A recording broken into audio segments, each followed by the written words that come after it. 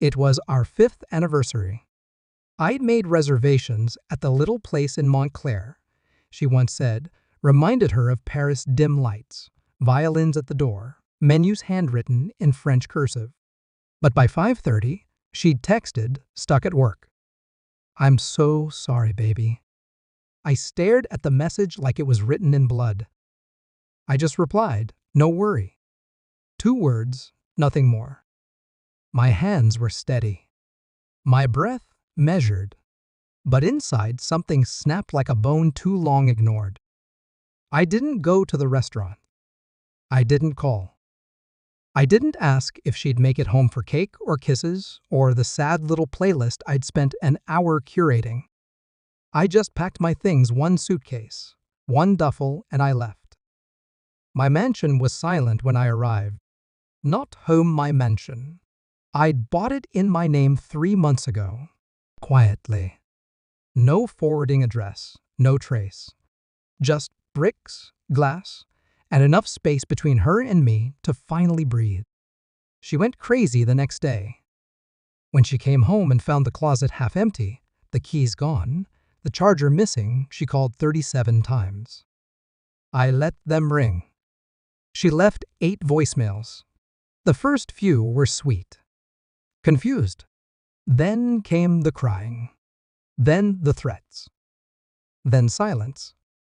I didn't listen to a single one. But let me back up. 3 weeks ago, she started dressing different. Younger. Lip gloss instead of lipstick. T-shirts with ironic slogans and jeans that barely reached her ankles. I asked once, "New look?" She smiled and said, "Just playing around." Then there was the second phone.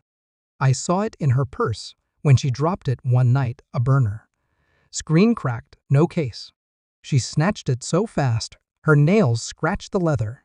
Said it was for work. I didn't press. Didn't flinch. Just filed it away like a photograph in a cold drawer. Then the late nights. The distance. The sudden, biting sweetness in her tone, like she was overcorrecting.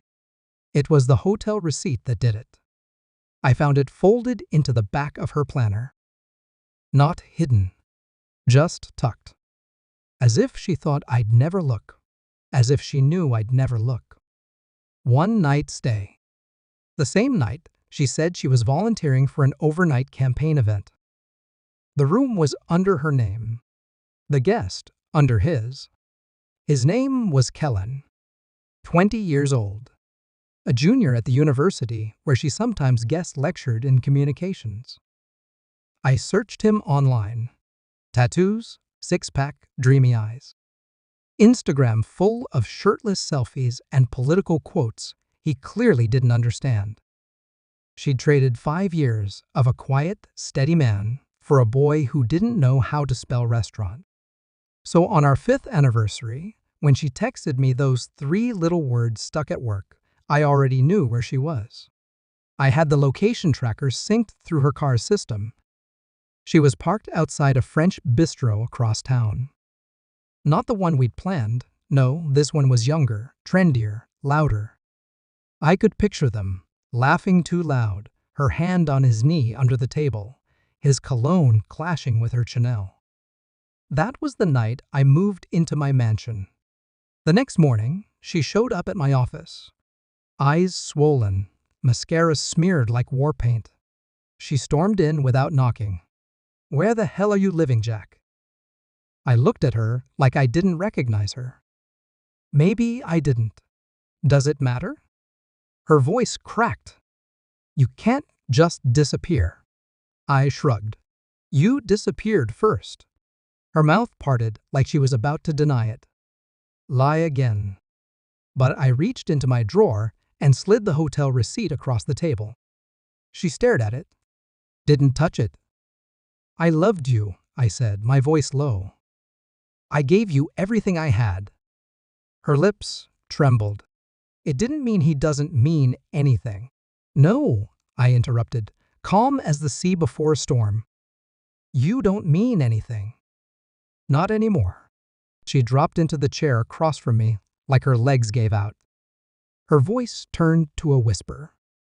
I made a mistake. I leaned in. No, you made a choice. She sobbed, begged, promised therapy, promised honesty. She said she'd leave him, said he was a stupid kid, said I was her home. And for a moment, I'll admit it, I almost felt sorry for her. Almost. Then I showed her the prenup. Her signature right there at the bottom.